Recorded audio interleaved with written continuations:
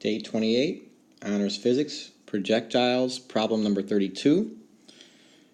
So you either draw this diagram, I just clipped it out of the homework, but you will draw this basic diagram.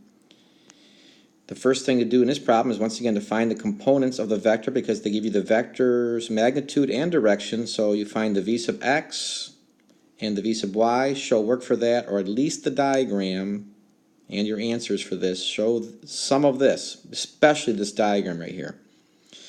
Then you will plug those numbers in. The v sub x will go here in this spot, constant horizontal velocity, and your initial vertical. Oh, by the way, be careful here. The initial vertical is a negative number, so this will be negative. Let me write that down. This is negative. So make sure you do that when you plug it in up here on the top. A negative initial velocity, because the rock or stone or whatever it is going downward on initial launch.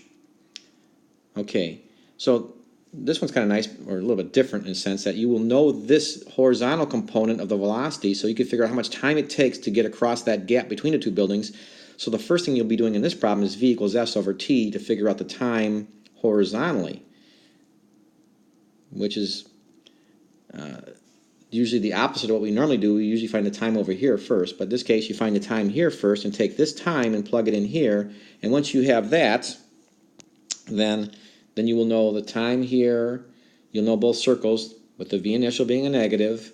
You know the acceleration of negative 9.8, so you know three quantities over here, and then use your uniform acceleration equations to figure out s, which should come out to be a negative number, a drop of so many meters. That's the question. How far down does the ball or rock strike the second building? And that will be this value right here.